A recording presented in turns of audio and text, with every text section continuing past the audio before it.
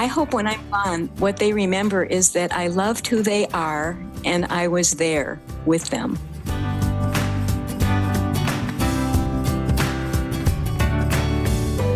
Hello, friends. Melissa here.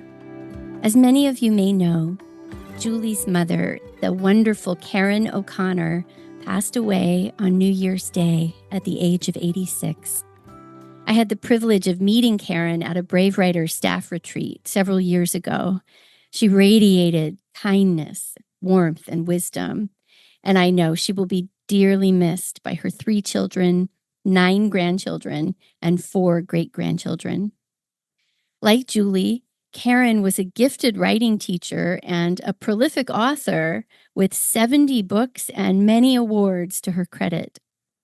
To celebrate the life of this incredible woman, we would like to share with you this interview that Julie recorded with Karen in 2018 during Karen's time as one of our most beloved Brave Writer writing coaches.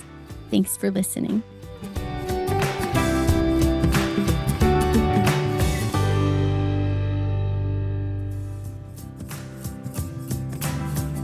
Welcome to the final episode of Season 3 of the podcast. Our theme has been Brave Shift, how to make those necessary shifts to have the homeschool you long to have. The shifts I've made, the growth I've experienced in my life, has been guided and shaped by one individual more than any other, my mom, Karen O'Connor. Today, I want to share her with you. My mother, Karen, is a published author of over 80 books, which have sold hundreds of thousands of copies.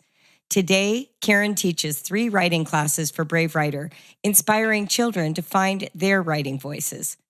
Karen is the mother of 3 kids, 8 grandchildren, and 1 great-grandchild.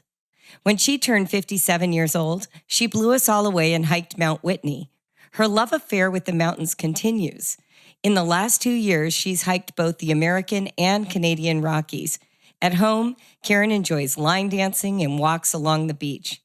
More than anything, however, my mom has been a role model of how to grow, adapt, change, and become the best version of yourself, no matter what life throws at you. She's the original awesome adult in my life, and her wisdom guides me daily. My mom has had a wonderful role in my children's lives as well, and we're going to talk about that, and has been a witness to the power of home education. She herself was a teacher as a young adult and an after-school tutor when I was in junior high and a substitute teacher today. We have so much to talk about. Please welcome to the podcast my mother, Karen O'Connor. Wow, what a wonderful introduction. I'm thrilled to be here, and thanks so much for listening, everyone. Well, I just love having you here, Mom. You know, I reference you all the time in the Brave Writer community. And even though you didn't homeschool us, I look back at my childhood as a prototype for the things that became important to me as a mother and a home educator. And I just wanted to start by sharing a couple of those and catching your memories of them. I remember, for instance, being in like 1st and 2nd grade, and during the summers, you'd have us take a little rest after lunch, and then we'd do flashcards, and you'd read aloud to us. You had us practice piano. Do you remember that, Mom? I do, and one of the things I really remember is when you and I went through the Laura Ingalls Wilder books. I think we read every one, and we made some of the recipes, didn't we? That's what I'm remembering. Yes, absolutely. I still have the hard copies from the 1960s that you bought for me. I also remember things like being sick before Halloween one year and laying on your bed, and then you just took the sheet right off the bed and turned it into an angel costume, which was awesome. I remember being taken to symphonies for kids, and you signed us up for children's theater all summer. You'd get these season tickets where we went to a play for children every single week. And I remember being so excited to get like this autographs of all these actors after the show was over. Do you remember those events, Mom? I absolutely do because I had been a theater major in college. So theater was really important to me. In fact, the thing that really tickles my memory is I took you, I think you were only like 2.5 or something, and I took you to see a live show of Pinocchio. And the other kids, well, it would have been Jimmy, I guess. He was a baby and he was home with the sitter. And I remember your dad thinking, isn't this a little early to introduce the theater? And I just didn't think it was. And it clearly wasn't. I developed such a passion for acting and for theater as a young kid. I was in performances at school and after school. I think what I'm saying, Mom, is that I feel like the prototype for the brave writer lifestyle lived in your imagination before we could ever have given it that name.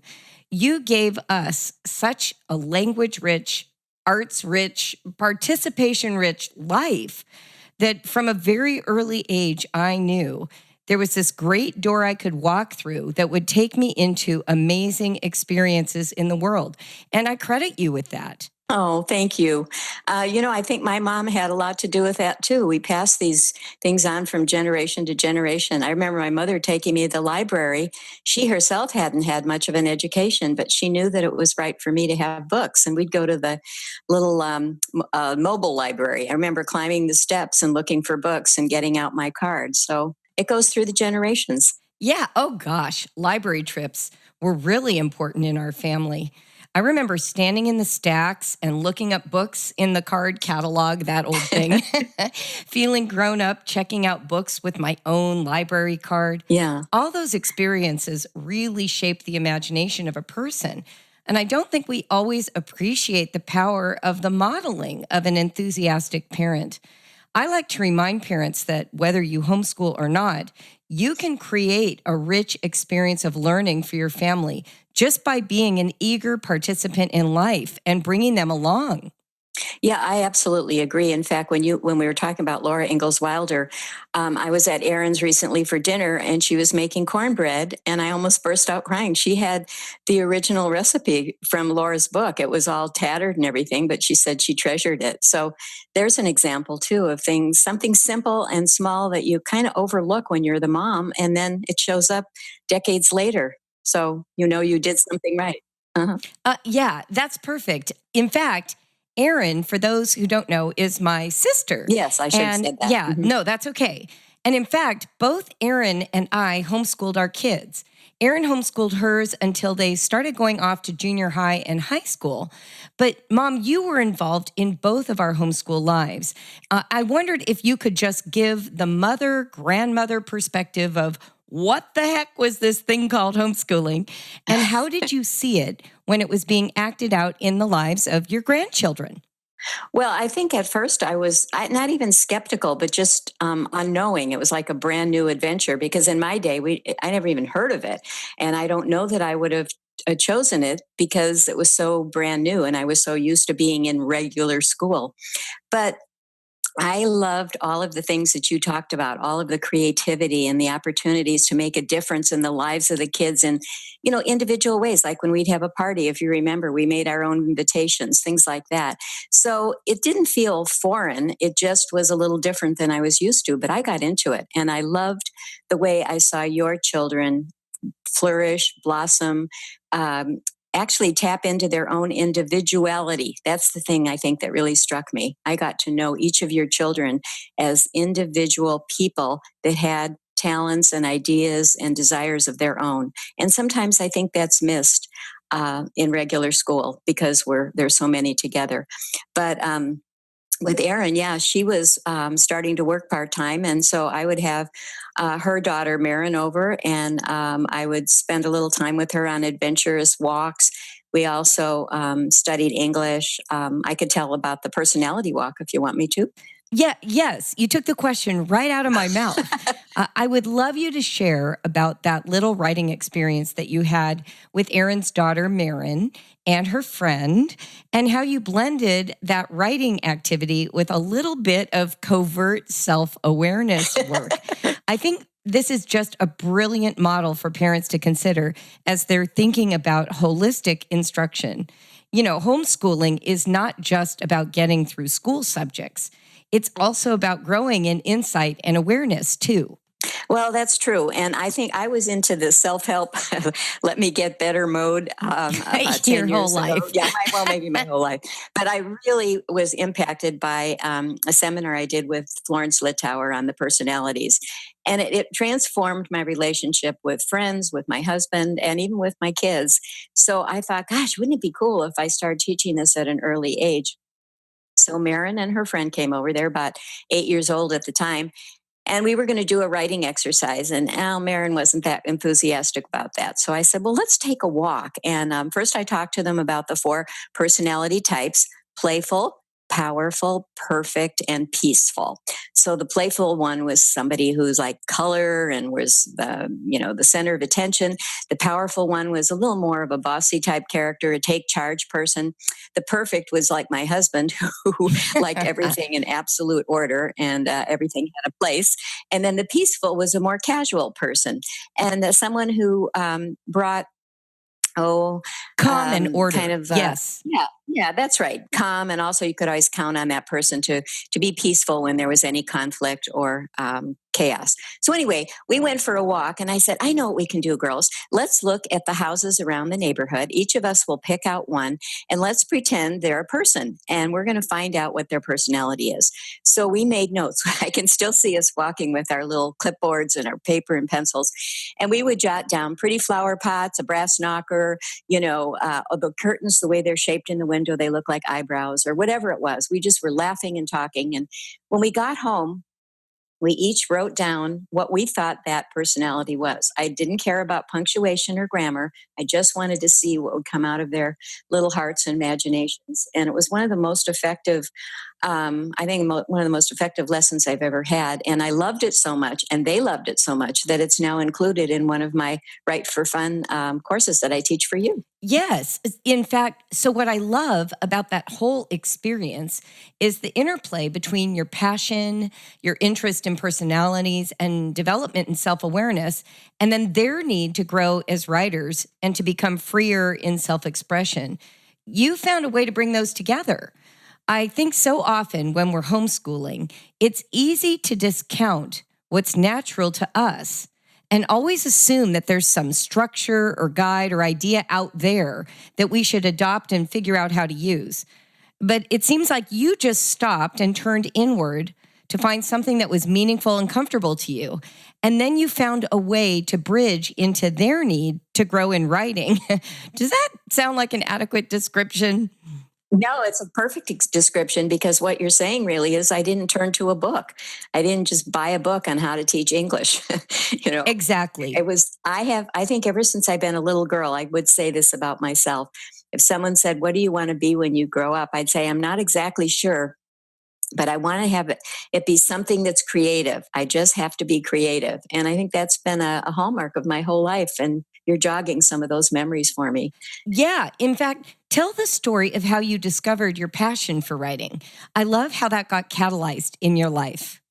Well, I went to a parochial school as a child, and there was a cute little 4'10" nun in my fourth grade class, and she just loved telling us stories about her life on the farm when she was a little girl. I don't know what superior would have said, a principal would have said about that, because maybe we weren't getting as much curricula as we should, but I was just thrilled with those stories.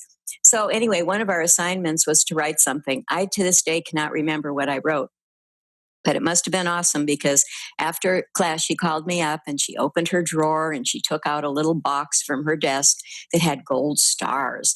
And she licked that gold star and put it at the top of my paper. And she said, this is a gold star story, and I'm going to hang it on our bulletin board. And I mean, can you imagine? That was magic to my ears. And I knew then that I wanted to have something to do with writing when I grew up. I had a similar experience in third grade, where in those days we didn't have computers or anything. So any little books we made were with our hand and our coloring books, crayons. So I wrote a story and we pasted it together, and then I guess we stapled a cover to it and made a drawing. I don't remember what it looked like, but that nun said, we're going to have our own special library in our third grade class. So she cleared a shelf next to her desk and it was for our books. Now, think about this. We were 7 or 8 years old. They were pretty primitive, but she was so proud of our endeavors. And I went home and told my mother that I had a book and that it was in the library in our third grade. And my mom was so cool. She said, Karen, you never know. Someday you might have a real book in a real library. I've never forgotten that. Well, and how awesome is that? And not only did that come to pass, it was such a clear opportunity for you to envision yourself as an adult, to picture having a contribution to make. Yeah. We're so worried about preparation. We sometimes forget about that magical transport that happens when a child can catch a glimpse of what they could be based on appreciating and valuing what they offer right now. And I just love that. It's so great, Mom. You know, what's funny as we're talking, I keep hearing words pop out of your mouth. You say things like jot it down, and you talk about valuing and affirming and magic. I mean, this is my vocabulary, and I kind of hope everyone who's listening is going, yeah, I see where all this is coming from now. I mean, come on. Well, and the thing of it is, it's just so cool that it's generational because my mother had as much to do with my my life as a writer. She probably would never know that. I don't know that I ever talked to her about that. And I feel sad about that now. But she did the best she could because she believed in us. Imagine what would have happened if I had come home and said to her, Mom, guess what? I have a book in the library at in our classroom. And she would, and said, I'd like to be a writer someday. And she might say, oh, for heaven's sake, you're only 8 years old. You don't know what you're going to be, or you can't write yet. You don't even know how to spell all the words.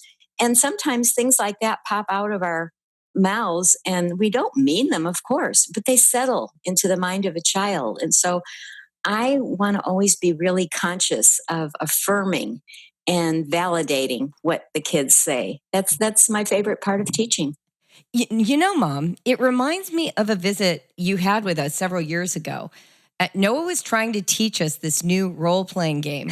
Yeah. I had never played one. You had never played one. Katrin was sitting with us. And this particular game was new to Noah.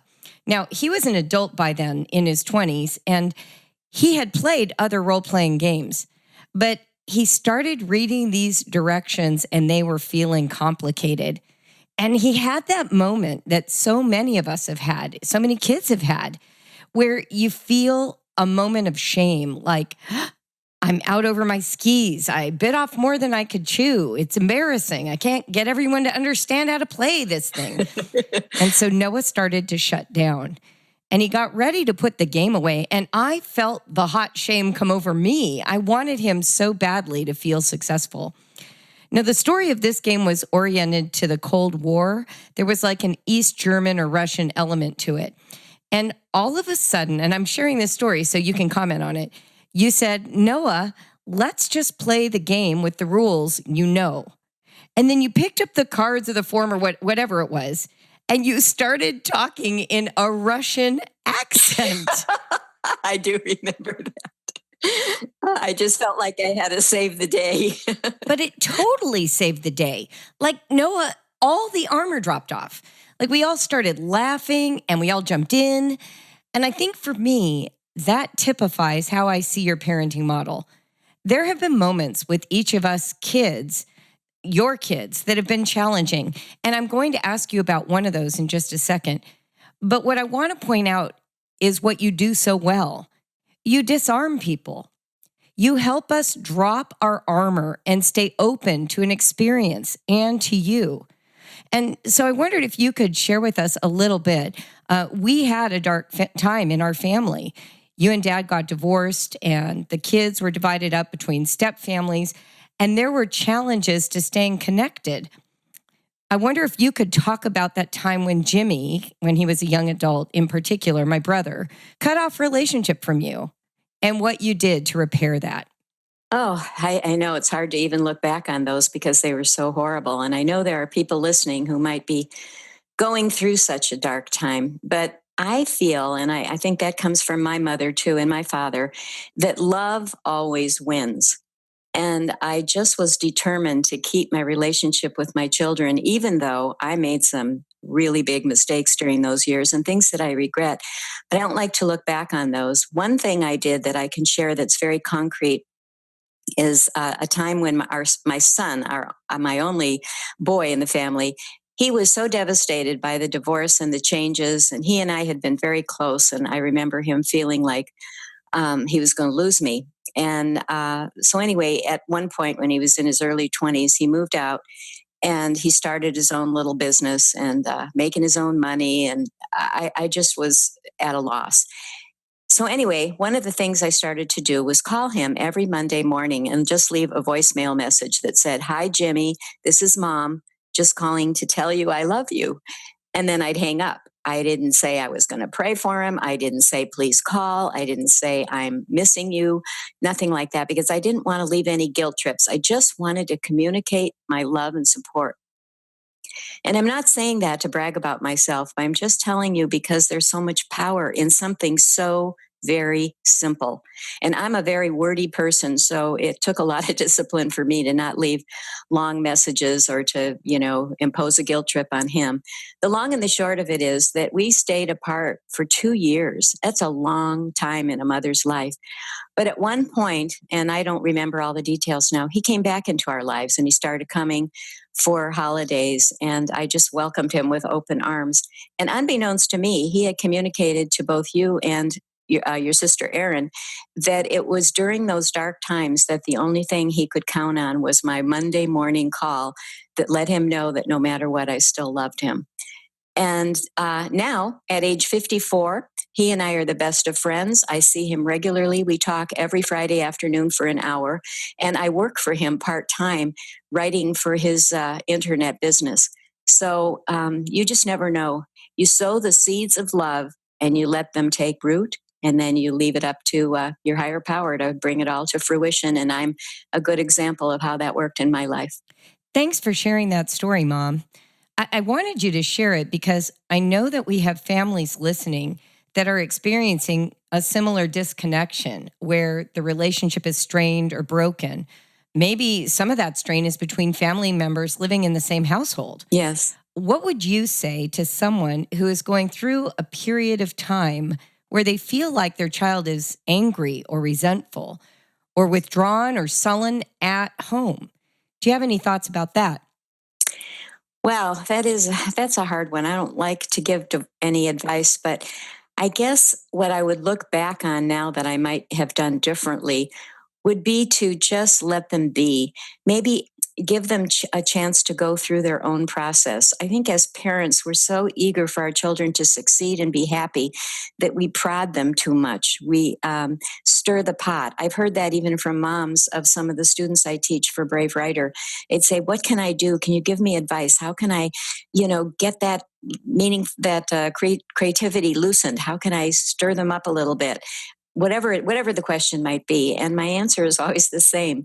Let them discover who they are. Keep reminding them that you're there, you love them, you'll help when they need it, but to let them start figuring things out for themselves. I don't even know if that's very good advice, but at this stage of my life, I'm more about hands off than hands on. And I also realize that as parents, of course, we have to guide our children and there's things we have to do for them. But I think sometimes we do too much. We don't affirm enough who they are and their own ability to figure things out. I think that's brilliant advice. I was sharing recently in a webinar for the Homeschool Alliance, which for those who don't know, that's Brave Writer's online homeschool coaching community, about this time that Noah was going through a big transition with music. He was a new teenager and suddenly really interested in heavy metal bands. And I was finding it pretty difficult to tolerate. You came and visited us from California to Ohio. And I remember it was like you came into the house, went upstairs, laid on the floor, and read all the lyrics and listened to the heavy metal music with Noah. I remember that. Yeah. Yeah. And Erin, my sister, and I were just recalling with such fondness what a great role model you were to us based on that story alone. And so every now and then, I have to remind myself when I get worked up in my parenting to go into grandparent mode, to try to imagine how I might behave if I was the grandparent of this child, not just their parent, because it occurred to me that tolerance, allowing things to take time, take their course, does seem to come with wisdom and age. So thanks for that, Mom.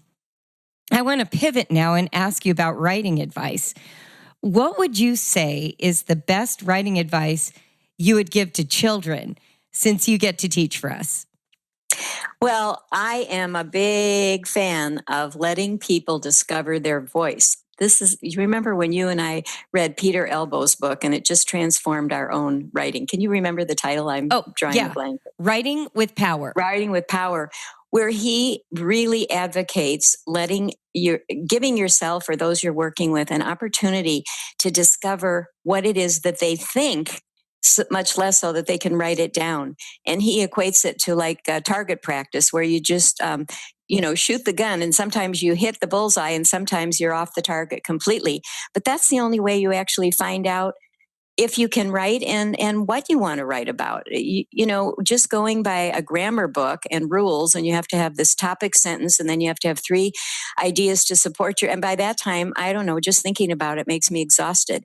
But if you have a playful exercise like the one we described earlier about the personality house, or maybe going on a color walk and writing a cute story about the color that you looked for, how green has been very jealous of brown, or yellow's jealous of green because green seems to have the magic carpet over the whole world, stuff like that. Just fun, curious things. I see people just come alive. And in my adult classes, I have them do these closed eye processes where they bring up a favorite memory and then they write about it. And I've seen people transform from being frustrated, eager to publish writers, into relaxing and just realizing, hey, the publication will come if it's supposed to come, but right now, just being able to put words on paper that represent my ideas, my memories, and my thoughts. Can you imagine how empowering that is? So that's my advice. Just write. And then when you're ready to go a little further, then you can go to a writing conference like you did, Julie, or explore publication. But the first steps are just putting words on paper. Yeah. And sometimes the writing that's the most meaningful is writing that you do for yourself or for loved ones. Yes. I remember Anne Lamott talking about seeing writing as a gift, not just seeing writing as a way to earn a living or to, create change, but to give it as a gift. Can you tell us about the writing you did as a gift for your grandchildren? Yes, that was great that you brought that up, because that's just what I was thinking. I decided to keep a little diary in a book form for each of my grandchildren from the day they were born until they graduated from high school, and then I would give it to them. Now, when I started, we didn't have the internet. We didn't have all these fancy ways of publishing things with beautiful pictures, but they have my handwriting now. And they have my thoughts and my memories. And I didn't do it every day. Sometimes a whole year would go by before I'd put in an entry. But every once in a while, I'd look at my bookshelf and think, I'm going to write to the kids today. So they will have that memory of me, haphazard as it might have been. But that in itself is a gift. I wasn't trying to make it perfect. I didn't say I would do it every day. I just did it when I felt like it. And I was very happy when I handed those over. And I also, if you remember, I think I made little photo albums for them of some of the fun trips I took them on.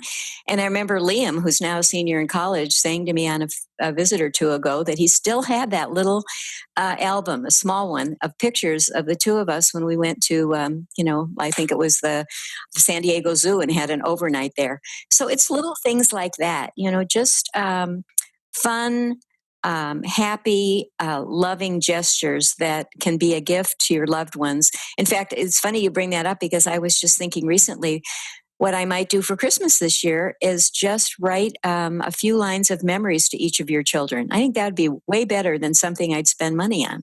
So anyway, there's an example of a gift of writing. And you don't have to be a writer to do it. I mean, a writer in the way that, our people think of a writer. Any mom that's listening right now, or any dad, or any student could write something and give that to their loved ones as a birthday or Christmas present. Yeah. In fact, one of the gifts you gave one year was a collection of stories of when you went hiking and encountered bears. Remember that? Oh my gosh. You yeah. paired photographs with the stories and put them all in 3-ring binders for each grandchild. And in our house, that became a favorite bedtime read for my kids for at least a year or two. They absolutely loved those bear stories. They loved imagining you, outside trying to go potty in the middle of the night, and then a bear suddenly appears. And those stories are not professionally published. They were written directly to children and for children from their grandmother. I also remember when you mentioned your own mom, she wrote a poem for my birth, remember? And she wrote poems many other times through our lives. When I read a poem by my grandmother now, it brings her back in a way that the photos don't. So I think it's important to remember that writing can be even more powerful than pictures when you share your own writing with your family, rather than thinking that writing is always about for some audience out there somewhere else. Yes, and I'm glad you said that because since I travel in the publishing world, I mean, I am a part of it. So my writing friends have often said to me, you should take those stories, all those bear stories, and get them published. You should, and now that we have the internet, you can just go in and create a book and add pictures and it looks perfectly polished. And I said, no, I'll never do that. What I want my grandchildren to have is my thoughts in the moment, the way that I typed it, the postcards and pictures I chose in the way that I chose. I don't want to, canonize this thing and make it perfect. I just want it to be from my heart to theirs at the time I wrote them. If I was writing them today, maybe I'd do it differently, but that's how I thought then. And I did it then. That's the other thing I want to make a point about is to do it when it comes over you. Don't say, I'll do it in a year.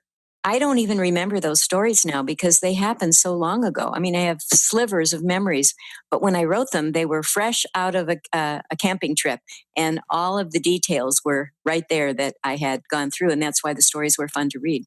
That's perfect, Mom. I often call you my best writing instructor, and you've already covered so much of the good advice I've taken from you over the years.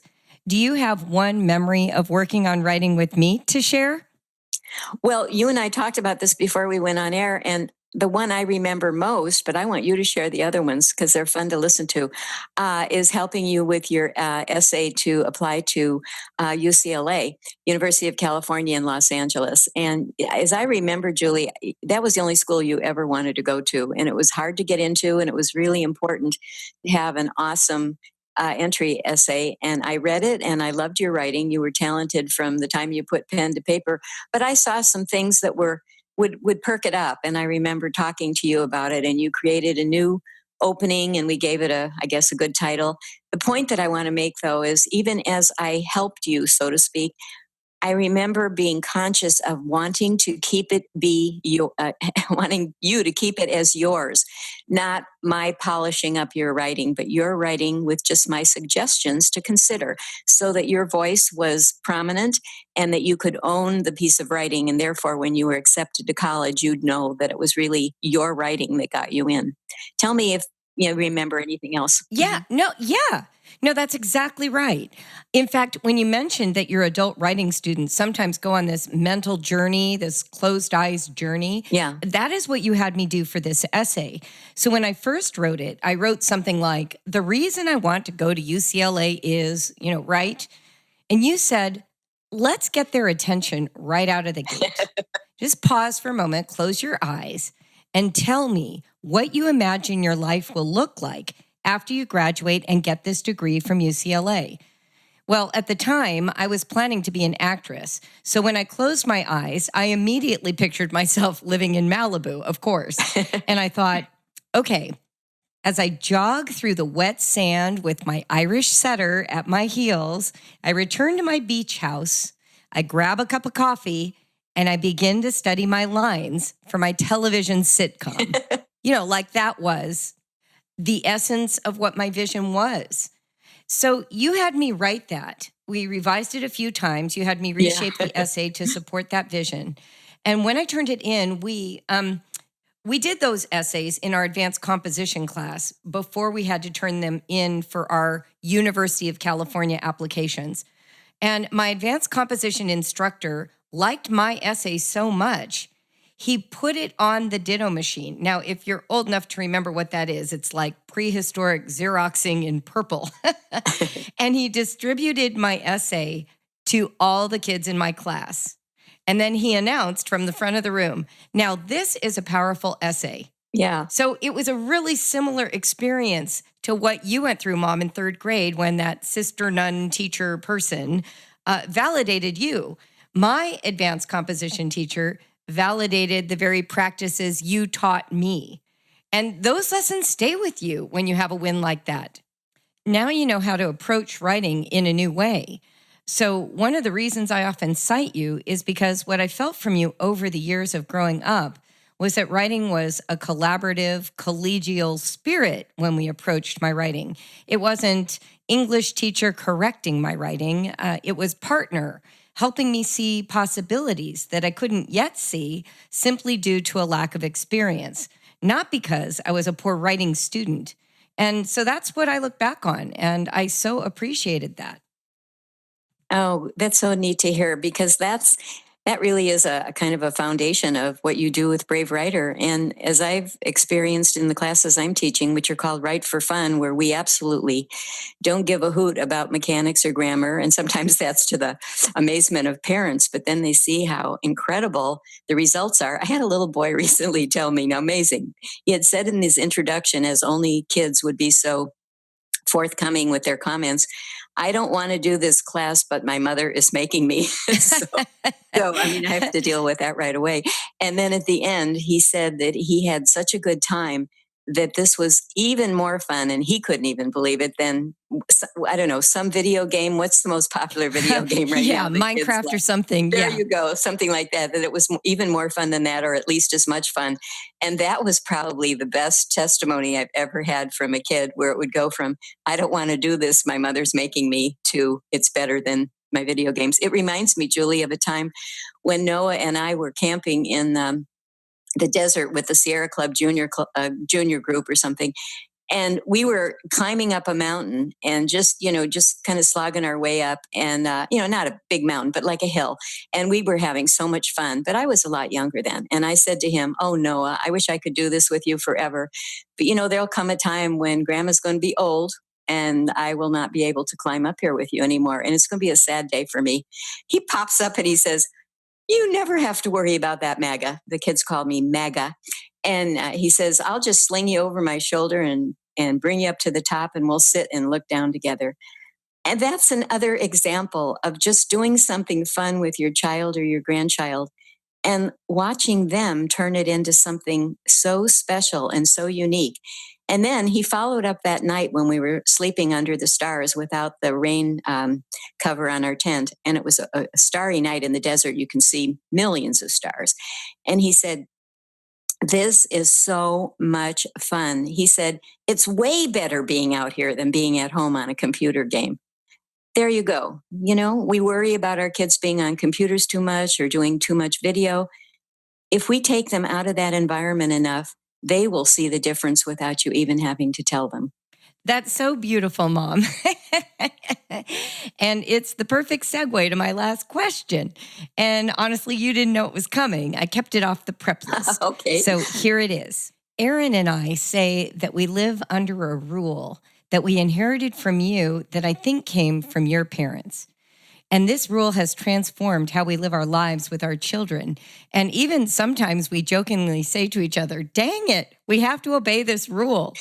And the rule is be there. Mm-hmm. Can you talk a little bit about being there?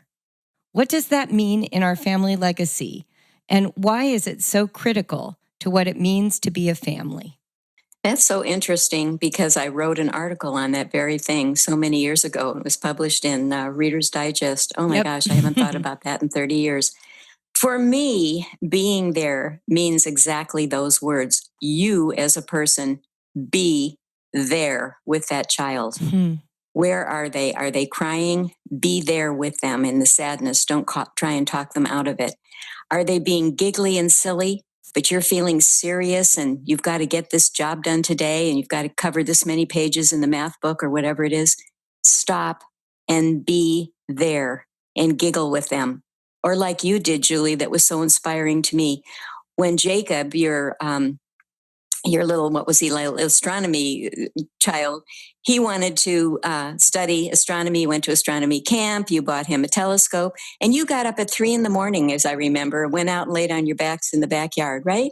And looked at the stars with him. You probably could have used another 3 hours sleep, but you'll always can make up the sleep, but you'll never recover that experience if you hadn't actually had it in the moment with him.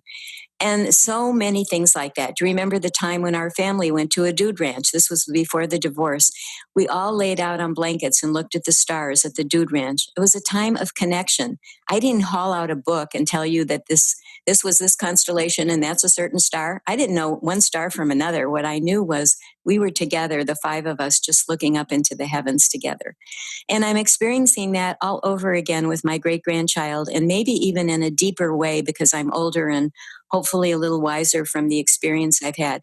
I will be going there after we hang up here, going to his house. And I'll walk in the door. He'll give me a kiss. He'll take me by a finger and pull me outside. And he'll get on his little scooter. And there's an extra one in the garage. This is what we did last week. And he pointed to it. He's just learning to talk. He's 2.5. And I got on that scooter and I scootered around the driveway. And he was on his little one and I was on the big one. I haven't done that in years. That's what being there is. I didn't say, "Oh, Grammy's too old," or "I can't do that," or I'm too, big." I didn't give him any words at all. I just got on the scooter, and he had the biggest smile on his face. And his mom, my granddaughter, popped outside with her phone and videoed the whole thing. And I thought to myself, "This is what it's like. This is what it's like to be there with your kids and with your grandkids, and now with my grandchildren." I hope when I'm gone, what they remember is that I loved who they are and I was there with them. Oh my gosh. That's so powerful. It's why I've made it a priority to travel all over the world to see my kids wherever they're living. Yeah. It's why I always want to participate in their biggest passions, even when their passions aren't mine. Mm-hmm. It's why I learned to sit on the floor with my children, not at a table while they're on the floor. You have been such a role model of what all that means. And your parents before you. When I was the lead in the play, they flew from Chicago to California to watch me perform in 3 performances. Yes. And they sat in the front row. Right. To me, being there is the motto of what it means to be a family. Yeah. Could you tell them briefly, if we have time, that adorable story of when they got up in the middle of the night to help you with that project? Do you remember that? Yes.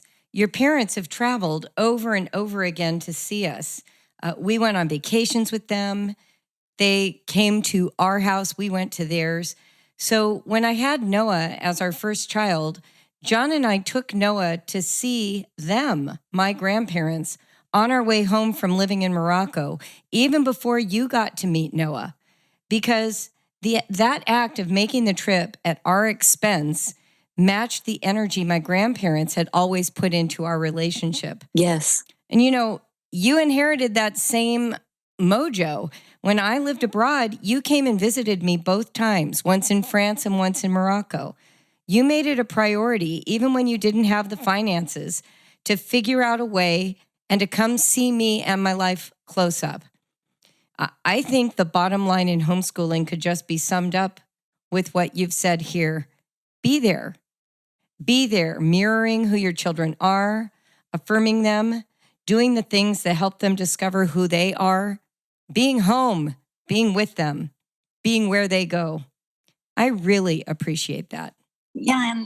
And the other thing, too, is that I think sometimes we forget, because we're the so-called teachers, that we can learn from them. I mean, look at what you learned about astronomy and about travel and about law and about languages from your 5 children. It's incredible. I mean, it's in the same with me. In fact, I feel that when, you're so loving and acknowledging of me, but I feel like I've learned so much from you and from Erin, as she has studied psychology and is now such a fabulous counselor, and from Jimmy, who's just the internet guru. I've just learned and learned and learned. So it's a humbling experience to realize that even though we give birth to our children and we help educate them, if we keep our eyes open and our heart open, they can teach us too, and that will make us better people. Absolutely. Well, Mom, this has been the perfect interview. I have loved every minute of it, of Me too. course. I love you. I appreciate the legacy you've given me as a passionate learner on every level. You've demonstrated it as an individual, as an awesome adult with a freelance writing career, and hobbies like line dancing and mountain climbing and scooter riding with your great-grandchild. You managed to grow as a person while you simultaneously parented us, not only when we were kids, but even today when I'm a full-grown, mature adult. I still feel your presence and influence in my life. Thank you for that gift. And thank you for sharing today with our Brave Writer community. It's been my pleasure. Thank you so much for having me.